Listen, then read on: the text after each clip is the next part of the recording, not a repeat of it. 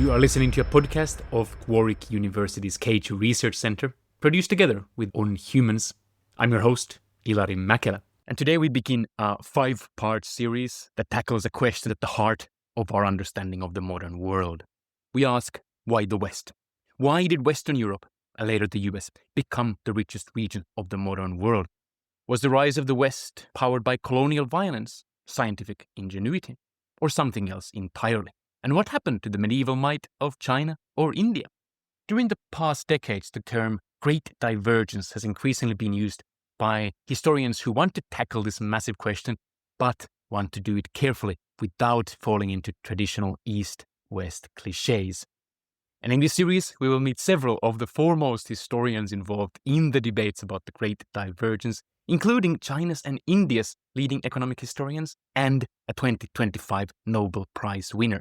But to start us off, we will talk to the very historian who coined the term Great Divergence in his book of the same name, University of Chicago professor Kenneth Pomeranz.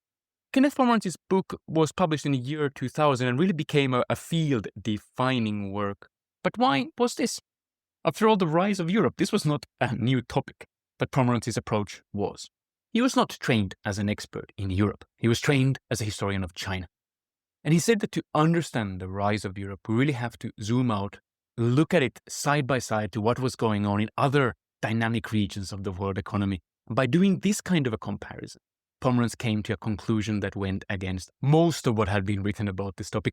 He came to the conclusion that the Great Divergence between the West and the rest started late. No, it was not the direct outcome of the Renaissance, the printing press, or the 1492 voyages of Columbus. It was something powered by the Industrial Revolution in the late 1700s. So how did Pomeranz come to this conclusion? And why did the Industrial Revolution then happen in Britain and not in, say, China? What was the role of colonies and fossil fuels, his original focus? And what about the roles of science, technology, or politics, the focus of many of his critics? We discuss all of this in this fast-ranging conversation. And in the end, I also asked Pomeranz to place the story that we've been discussing into the bigger story, into the whole economic history of humanity. Something he does with remarkable clarity, dividing the story of humanity into 4 parts, the 5th beginning as we speak.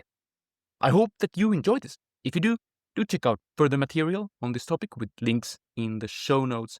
And do subscribe to the podcast. There is plenty more to come, including next week's episode with Nobel Prize winning economist and historian Joel Mokyr, who will give a very different take on the roots of Europe's rise. But now, let's hear from Kenneth Pomeranz. Professor Kenneth Pomeranz, it's great to have you here. Welcome. Well, thank you. It's good to have the chance to talk. The Great Divergence, an iconic book in the field. It's been 25 years or so that it came out. Right. How did you get interested in the topic, end up writing this book? Tell us the story. I was originally planning to go to graduate school in European history. In fact, had my applications in the mail when I more or less by chance wandered into a Chinese history course as a 4th-year undergraduate. Absolutely loved it. And I went to see the professor who had taught the course, told him I had this slightly crazy idea of switching fields. And he had what, in retrospect, I realized was brilliant advice. He said, here's a list of 15 books. If you read these over the summer, when no one is giving you a grade, it probably means your interest is genuine. And if you read those 15 books, you'd also be pretty close to where somebody who had done an undergraduate concentration in East Asian studies would be, except for the language. But lo and behold, I got to Yale. I knocked on Jonathan Spence's door.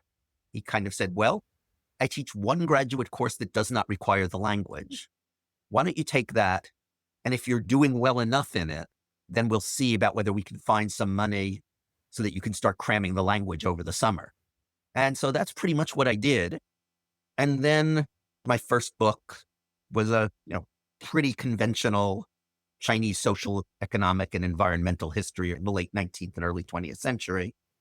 I was starting on a second project, which was actually a project on popular religion in North China. And at about that time, the pregnancy that we thought was going to result in our second child resulted in our second and third children. Oh, So suddenly we had 3 little ones at home. Quickly became clear that I was not going to spend the time tramping around the North China countryside. And at about the same time, I thought I could do this thing that I had kind of toyed in the back of my head for a long time, which was writing the history of the origins of the world economy from 3 perspectives, one North Atlantic, one East Asian, and one South Asian. And I started working on what I thought was going to be the first chapter. And I showed it to a colleague of mine, and he said, "This is not a chapter, this is a book." And a friend recommended Joel Mokir's series at Princeton, which was just getting started. And so I sent it to Joel and got back very lengthy comments that more or less said, "I don't agree with you, but there's a lot here that's worth putting in print." And that's more or less where it went. Well, those disagreements that you had with Joel Mokir, we are certainly going to get to them today. But I'm very happy that he said yes to the book, because now we have it. It's a great, I think, way to approach this mega question, which is why Europe? Why did the last, 200, 300 years become so overwhelmingly dominated by Western European economies and their colonial offshoots? Right. Your way of addressing this was not to ask a kind of why the West and not the rest, not even why Europe and not Asia, but you suggested that we should look at what you call the old world cores, a few very specific regions that you suggested were actually relatively similar economically. Yes. Around maybe 200-300 years ago. What are those old world cores, and why should we focus on them specifically?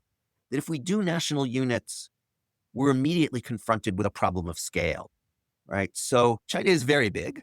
The logical comparator for it in some ways is not England or Holland or France, but Europe. So in a way, we tilt the tables unfairly if we compare Britain to China, because in Britain, we only count Europe's most proto-industrial areas, and in China, we take the whole place. Exactly. Just as China has its Gansu, Europe has its Balkans, etc.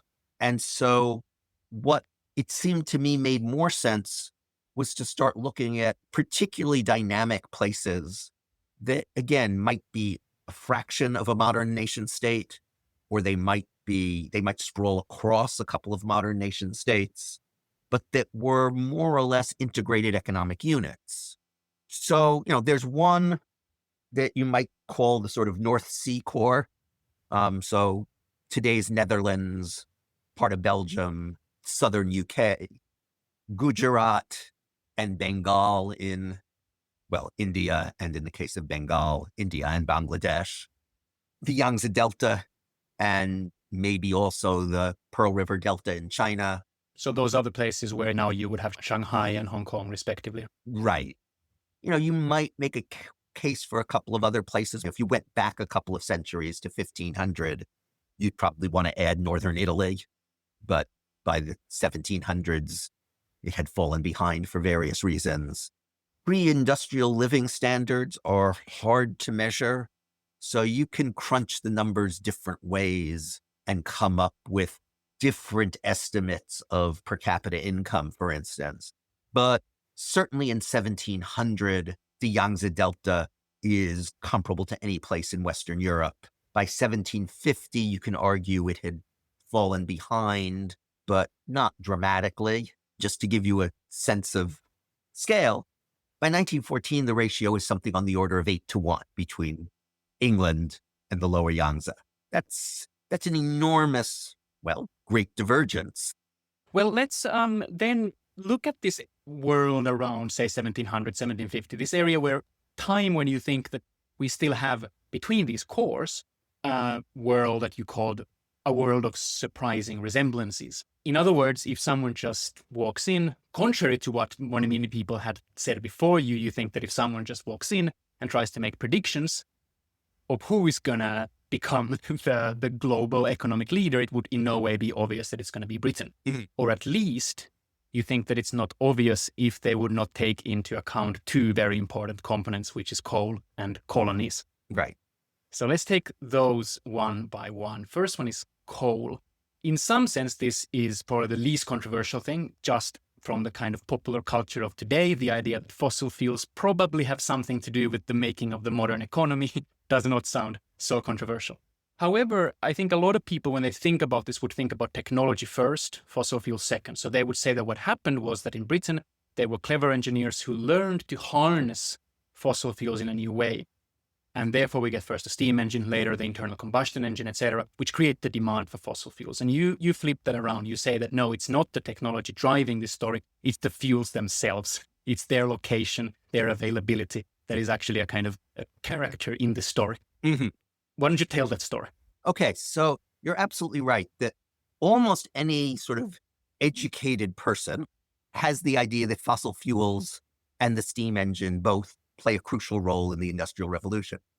Though it's funny how many economic historians for a long time sidelined that, right? That sort of growth is growth is growth is growth. And, $1 worth of new varieties of cheese in the Netherlands is just as important as $1 worth of coal or whatever. And I think that's probably a mistake, but it was actually quite a common mistake in the economic history profession. And I think one of the good things that's come out of not just my work, but lots of people's work, is that we've gotten away from a sort of fetish of just measuring everything in dollars. And one of the things I emphasize here is that, and this is an idea that partly comes from Tony Wrigley, that if you think about a pre-industrial world, basically all the basics of life come from the interaction of sun, water, and land, right? So what Malthus called the four great necessities, right? Food, fuel, clothing fiber, and heat. What that means in densely populated areas is that there are ultimately trade-offs, right? An acre that's growing grain is not growing trees that you can cut, or flax or cotton that you can turn into fiber.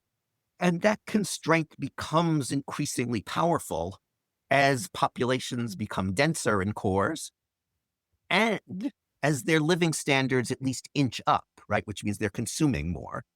To some extent, you can compensate by trading, right? You get wood or whatever that's produced upstream, and in return, you send them handicrafts or whatever.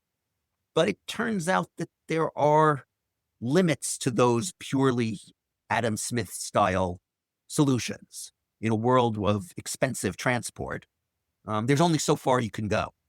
Coal is a really dramatic breakthrough.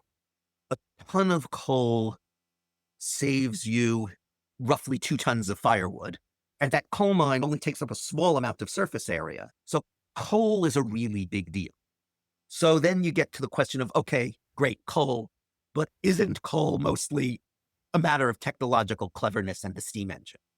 And here I'd say yes and no. So on the one hand, yes, the steam engine is crucial. So basically, as you mine deeper and deeper, especially in a place like Britain, the mine tends to fill with water, which has to be pumped out. And so you're spending more and more calories feeding the horses that power the pumps. So you're using more power to get the power. Right.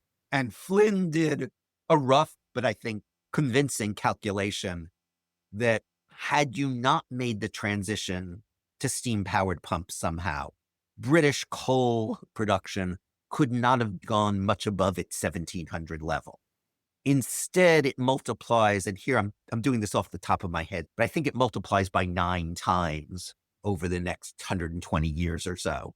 But this is very important to put a pin here, because I think that many people, when they think of the steam engine, they think of the Watt steam engine, which you can then later put on whatever, a train, most importantly. But the first steam engine was, ironically, in the coal mines, pumping water out of the coal mines. Exactly. And I think that it's very interesting that one of the reasons why Britain happens to be the birthplace of the steam engine might have been a kind of geographical accident where they happen to have these very wet mines where it makes economic sense because the coal is right there.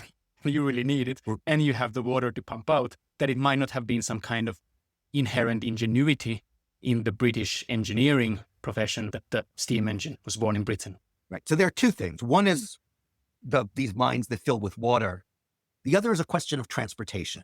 In the pre-industrial world, the cost of fuel is the cost of moving it. Jan de Vries has a calculation somewhere that I think the cost of coal multiplies something like 4 times for moving it like 50 miles over land.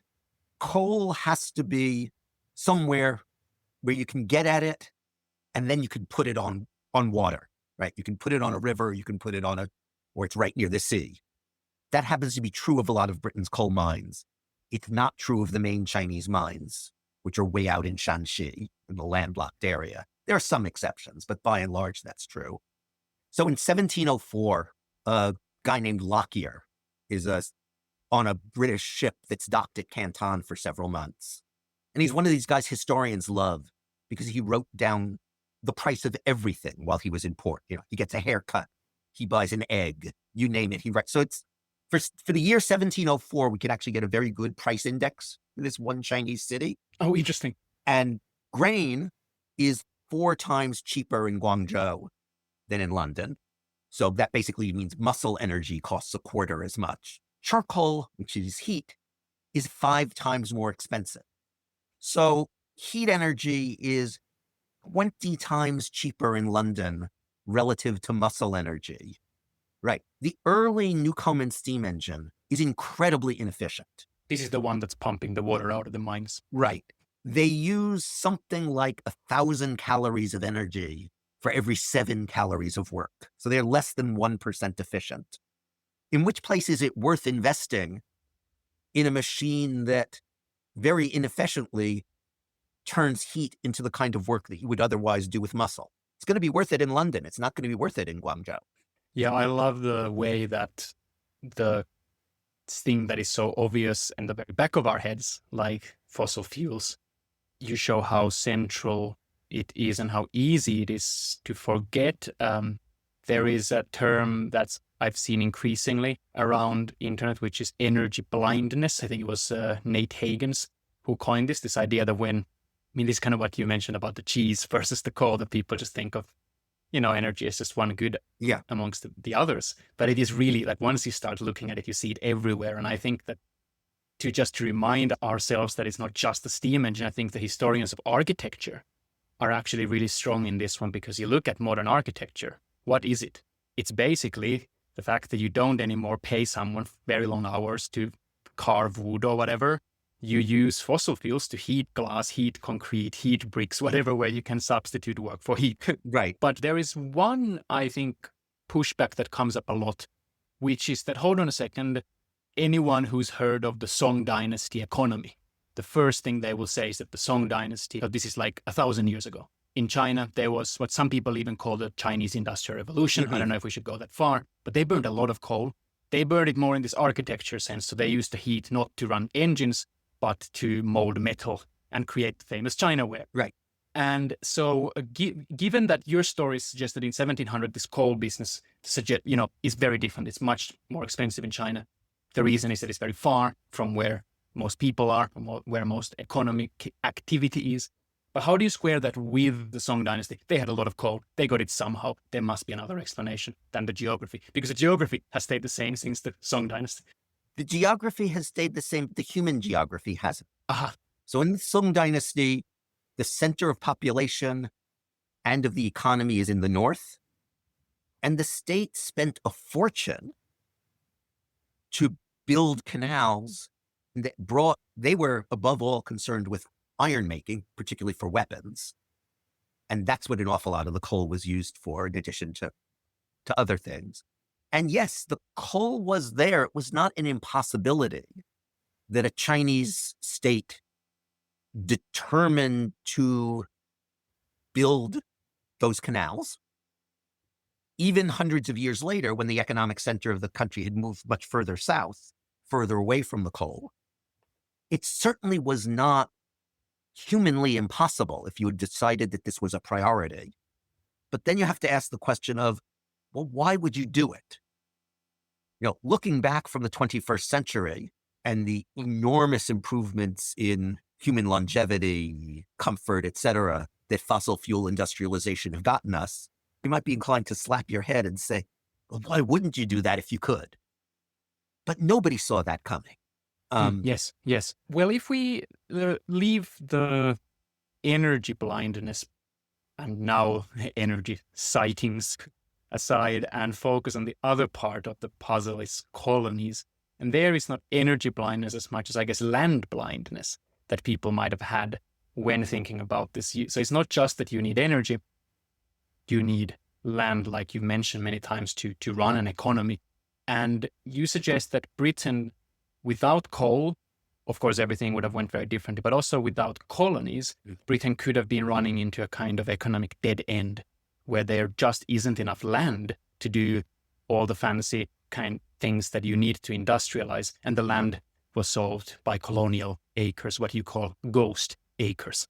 And you give the example of Denmark as a kind of alternative history of when you face these land constraints, where you just don't have enough proper land, which could have been British fate without colonies. Right. You say that they don't have urbanization, they actually have de-urbanization, and they have to call back these kind of artisan, urban, proto-industrial people to work with forestry, to work with the dikes, right? And you write, quote, these patterns persisted well into the 19th century, even though Denmark had reasonable amounts of capital, good transport, participated in European science, and had plenty of nearby and culturally similar models of industrialization, quote. I think there's a lot in that one line in which you're showing that a lot of the things that people use to talk about as the origins of Europe's success, they don't make a difference between Britain and Denmark, but it was Britain that industrialized, and you can make that difference. Britain had ghost acres over the Atlantic. What happens in Denmark is not a crisis. It's not that people are going hungry. They find ways to adapt, but they're not headed towards an industrial revolution. And it's not unreasonable to think that in the absence of some kind of ecological relief, that would have happened in Britain as well.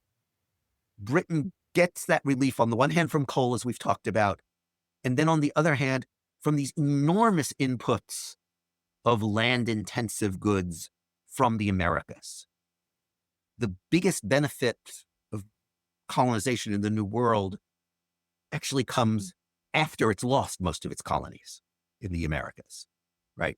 The huge cotton boom comes in an independent United States.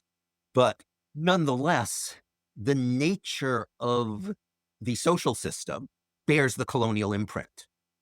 And the imprint, obviously, both of original coercion that took the land from the indigenous people, and of course, in the case of the American South, ongoing coercion, because so much of the cotton was harvested by slaves. Well, let me give one point to maybe as a point of support that I find interesting, and secondly, pushback. So this point of support is that it's not just the Americas. Of course, you also have later you have the British Empire in Asia. And I think there's a very well documented way in which when the American Civil War disrupts the flow of cotton, what do the British do? They do everything they can in India to use their political leverage there to make Indians grow cotton. So in that sense, I think the logic that you've described and some of these later events do all line up. But then the pushback. When looking at just what actually is coming from the colonies, they are often not the Malthusian necessities. Cotton, absolutely yes. But if we put cotton aside, they are mostly luxuries. Mm-hmm. So for example, in America, a lot of it is beaver pelts, which Europeans make funny hats for. If you look at the Opium War, well, it was mostly tea that the Brits wanted to make their Earl Grey, etc.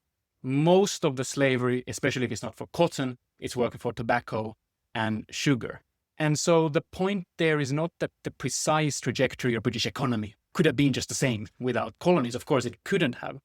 But that it's not obvious that the impact of colonies was kind of ecologically smart.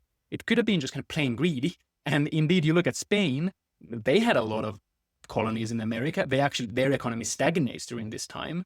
And by the way, the Brits are doing pretty well before colonies during that same time. So how do you respond to that kind of the colonies are not so important part of the economic growth story argument? Yes, it is absolutely true that a lot of the early modern imports from the colonial world are not necessities. Tea, coffee, sugar, tobacco.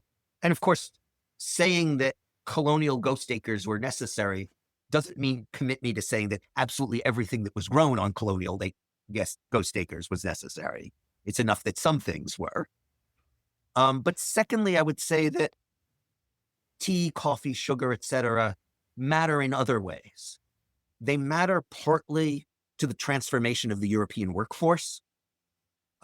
These are little luxuries that poor people will work extra hours for, right? If you think about what Jan de Vries has called the Industrious Revolution, right, which he says precedes the Industrial Revolution. So the Brits and the Dutch just working more.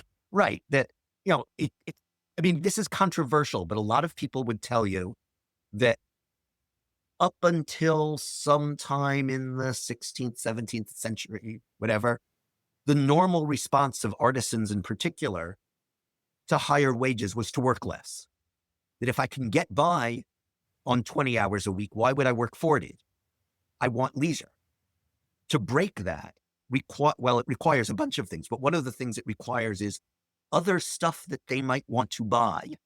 Oh, very interesting. That will encourage them to voluntarily work beyond the number of hours they need to work just to put literally bread on the table. So tea, sugar, coffee, etc., all of which, by the way, are to various degrees addictive. Yes, indeed. I say as I lift my coffee cup.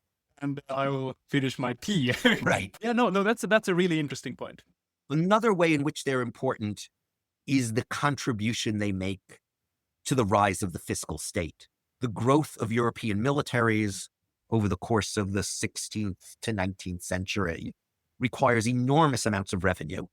It's actually the main thing that ancien regimes purchase is military power, right? They're not spending much on social welfare or mass education or whatever. And they're desperately looking for revenue. And at a certain point, there too, you have to tap sources of revenue besides agriculture. Right? There's just a limit to how much agriculture can grow. Commerce is a far more dynamic sector. And the growth of European states is customs, excises, etc. And that's on all sorts of goods. But goods like tobacco and sugar are particularly good. A, because they are, as I said, slightly addictive. So they're not very price sensitive, meaning you can tax them heavily without hurting demand. And B, in the case particularly of sugar, but also tea and coffee, you can't grow them in Europe. Not until you master the sugar beet. And that makes them a lot easier to tax because it's a lot easier to tax one port than to tax 1 million people growing something. And the share of these goods in particularly British revenue is quite remarkable and crucial, therefore, to the rise of European military power. So that's another way in which they matter. Well, let's then return to something that we hinted at earlier, which is Joel Mokyr. He said, and I'm now paraphrasing what you said, it's a great book, although I disagree. Right. He would focus much more on technology and science. And there is a way in which I might also push a little bit against the way that our whole conversation has been focused on Britain in particular. Because yes, it is true that Britain is the first mover. It is true that a lot of it, if we read about the Industrial Revolution, yes, it happens in Britain, not in Denmark.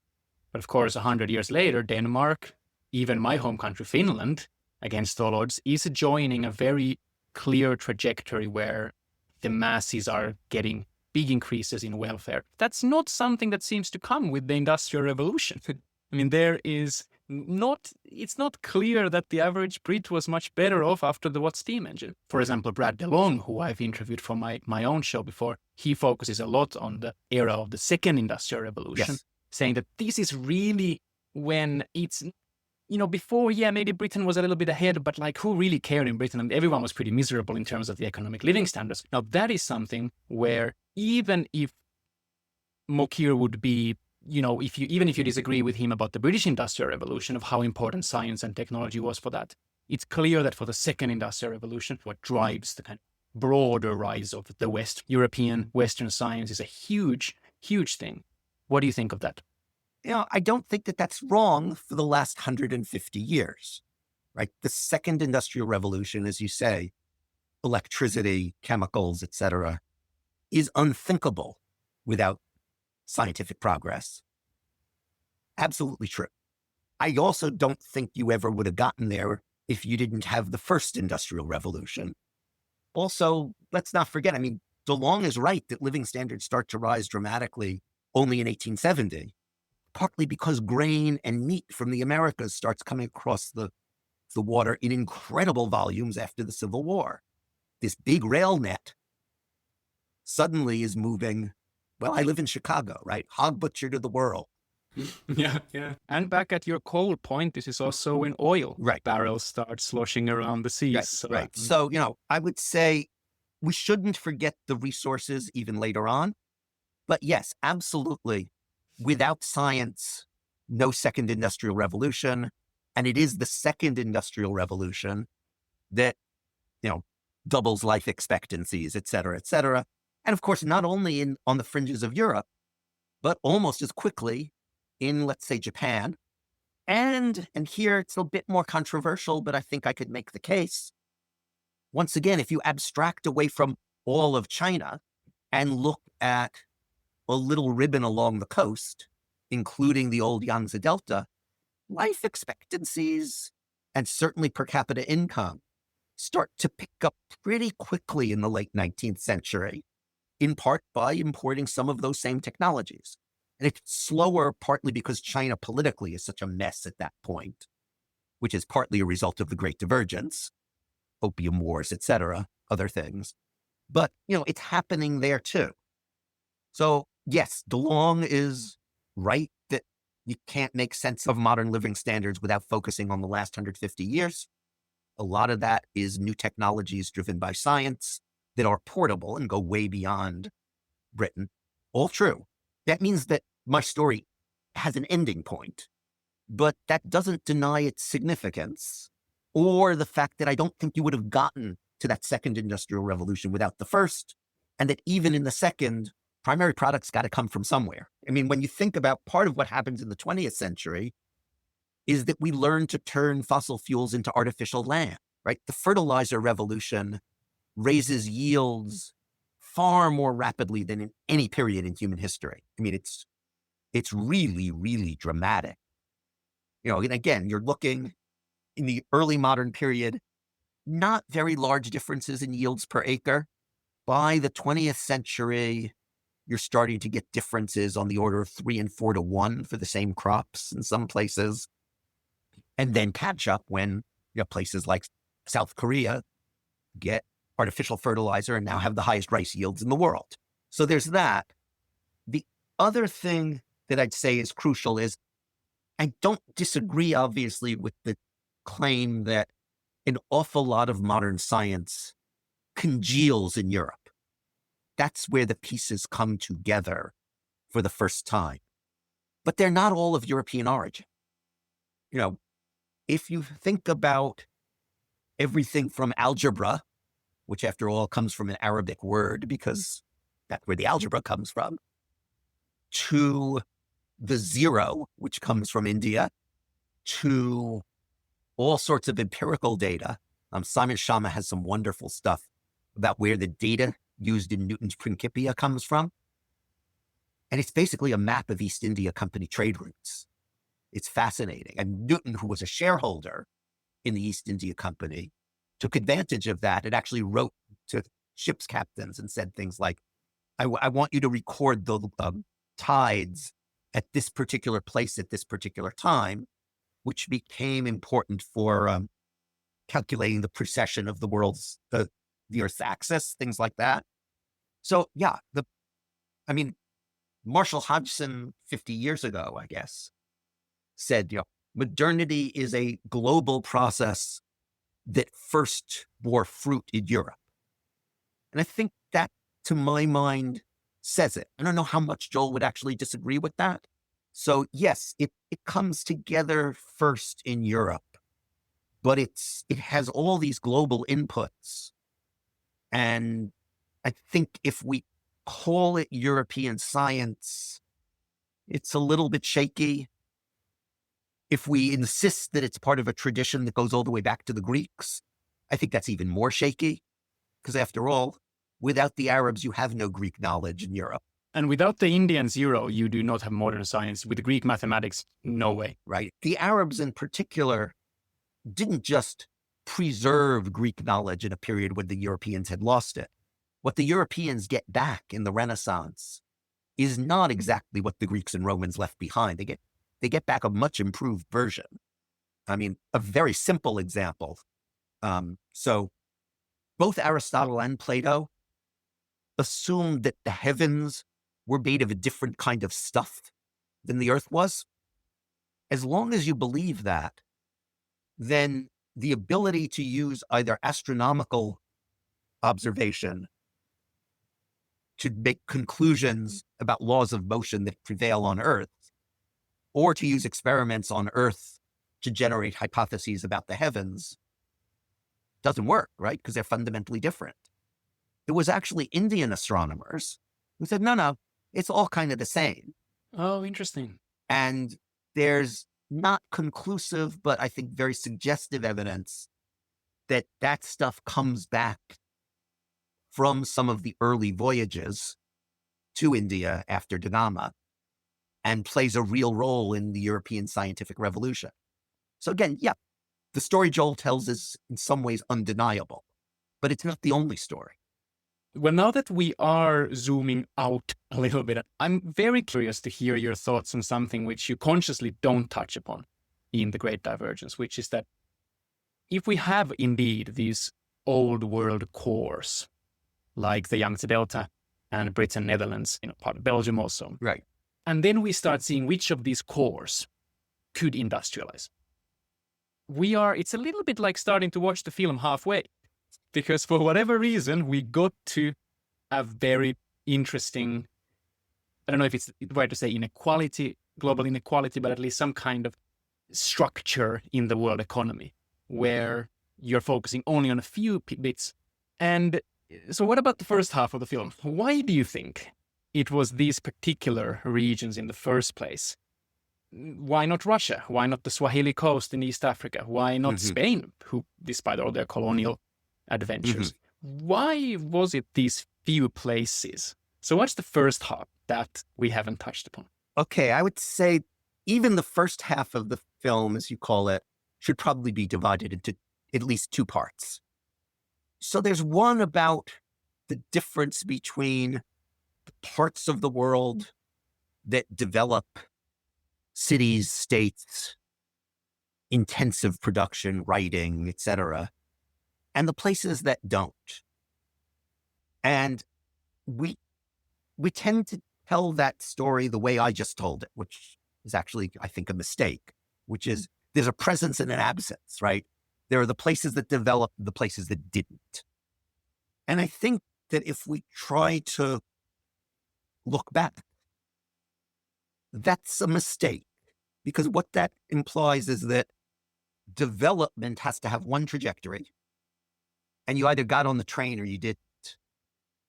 Whereas I think if we look at a lot of these other societies, what we see is that they are consciously trying to block accumulation of wealth and power, the greater inequality that comes with that. They didn't just miss the wonderful boat of inequality and hierarchy. Right. That, and I don't want to idealize those places, right? There's all sorts of things. I would be miserable, I think, in, Brazilian Amazon or the few places where those other kinds of societies still exist. But I think we have to see them, like them or not, as just as much the result of intention as the path of, quote, development, right? And we have to remember that it took millennia before going down the development path made people better off, right? The average 18th century farmer is not better off materially than the average nomad or whatever. They don't live longer. They may have more stuff, but it's not clear they're more comfortable. They're not freer, et cetera, et cetera. So that's maybe the first quarter of the film.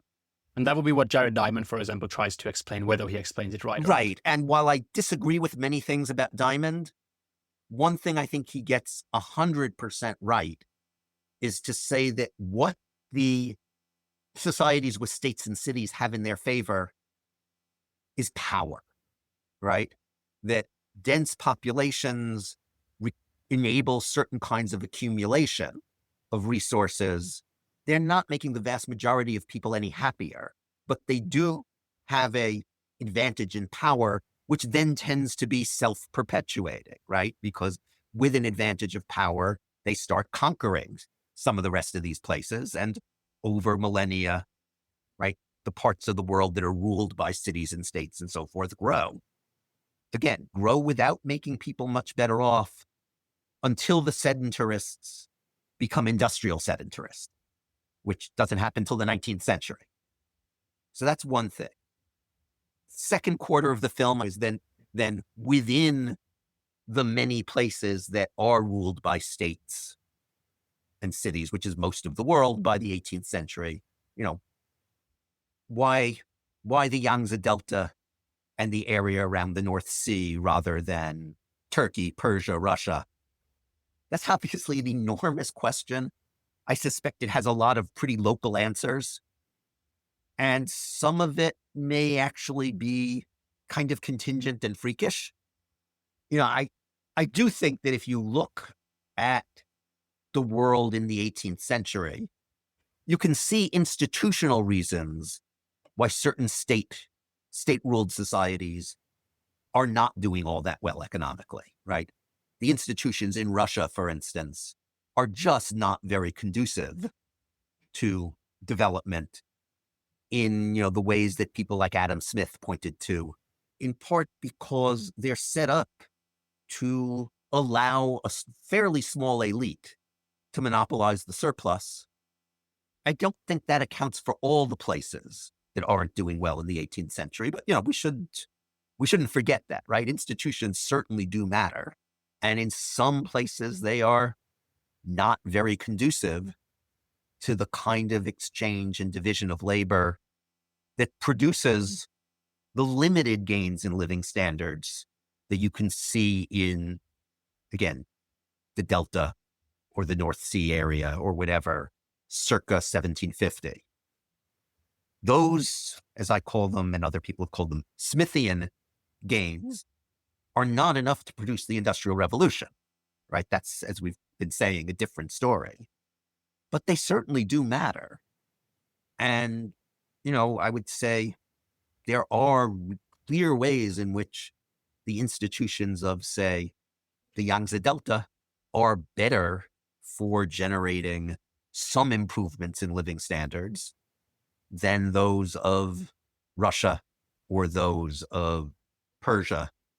It's not the whole story, right? But, institutions do matter, and they explain at least some of the unevenness we see across the 18th century world. And they also, of course, explain some of the unevenness within political units, right? I mean, the political economy of Britain is in various ways set up, not shockingly, to favor its capital city. One of the odd things about China is that that's much less true there.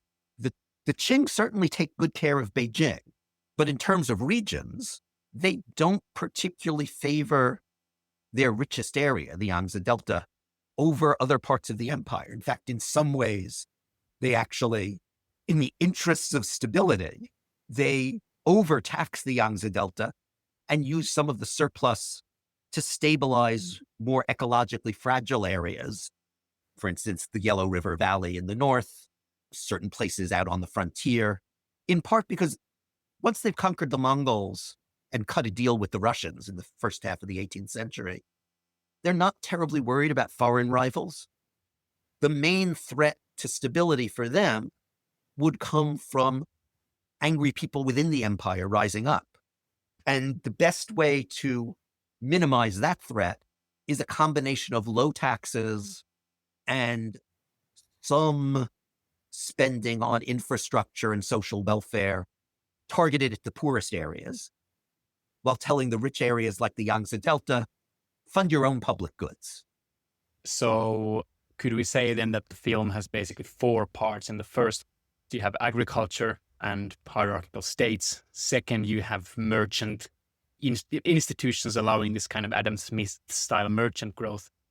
Third quarter, you have coal colonies producing the British Industrial Revolution. And fourth quarter is the last 150 years where modern science has played a bigger part, but as you reminded, has not been the only player. Yeah, and then we're all waiting to see whether in the fifth part, modern science gets us out of the ecological mess we've put ourselves in. Because that story of more fossil fuel extraction obviously has not, that part of the film has still been running in the background right through the fourth part. Yes, exactly. Very And much we don't quite know intensifying. where that's headed. Yeah. Well, I think that's a good place to start coming to a close. I have so 3 brief questions before we do. The first one is, given everything that we've discussed today, if you have 60 seconds to summarize, how should we explain the great divergence? What would you say? It's a combination of a series of positive resource shocks coupled with a set of institutions that were set up in ways that both helped produce those shocks, particularly the positive shock of overseas resources, and were also primed to take advantage of them by using the greater wealth to also produce greater power, which then was projected around the globe. Also, in fairness to the technological story, also institutions that were reasonably conducive to the generation of intellectual property, though I think that mostly matters towards the end of my period. What about for people who are working in this area? What would you say would be like a underrated or underappreciated angle or something that you would like to see more research on? Well, first, a geographic thing. I think there's a lot to be done in figuring out the South Asian story in more detail. The Bengal and Gujarat story especially, I guess. Yeah. We've got a couple of competing theories, but I still think we don't have a completely adequate theory of what happens to what was, in many ways, the world's leading industrial exporter in the early modern period. Some of it is obviously colonialism, but is that all of it? Not so sure. And then I think another really important area is to, again, get a much finer lens than I was able to do and really look at a lot of the ecological processes. How many places were there that were actually on a kind of Danish road, right? So we know that there are parts of France and Germany where, for instance, agricultural yields were also flattening, where deforestation was pretty serious, et cetera, et cetera. How big were they? How reparable were those problems without the kind of, we know what eventually gets them out of that box, but were there other ways out of that box that might have been more important had it not been for instance, the flood of grain from the Americas in the 19th century? I think that's something people need to do. And then I think, the much more needs to be done on what, again, is something I just sketched really, really quickly, which is understanding the relationship between the rise of European science and the impact of contact with the rest of the world. We got a few good stories. I think I told 1 or 2 of them. But are those the tip of the iceberg, or is that all we've got to say? I'm not sure. Okay, the final question is, how has all your research shaped your outlook on the challenges of our future? Well, not surprisingly, I'm concerned about global warming. I mean, I probably would be even without that research, but thinking about how much our world is an energy-drenched world and what happens if we either don't take steps to get that energy in ways that don't cook the planet, or have to actually make do with less energy, is obviously a big deal. A second big deal, I would say, is because I told the Great Divergence story primarily as a European East Asian story, you can say that by the 21st century, there's been a reconvergence. Certainly not completely. Per capita living standards in China, outside of places like Shanghai, are not comparable to Western European ones. But there's been significant convergence. and even more in Taiwan, South Korea, Japan. Is this the first phase of a convergence that's eventually, going to include the parts of the world that are still quite poor, at least in the things like health, etc., if not necessarily in the number of, the amount of stuff that people have, at least in the basics of life? Or, did East Asia catch the last train? And then, in fact, the enormous industrialization of China, for instance, is now making it very hard, one could argue, for other places to follow that same path. And unfortunately, I think the jury's still out on that one. Clearly, no place else is going to get kind of explosive improvements that China's gotten over the last 40 years by following exactly the same path China did. But are there other ways to get in on this thing that are going to work in a world that now has 2 to 3 billion of its 8 billion people living pretty well?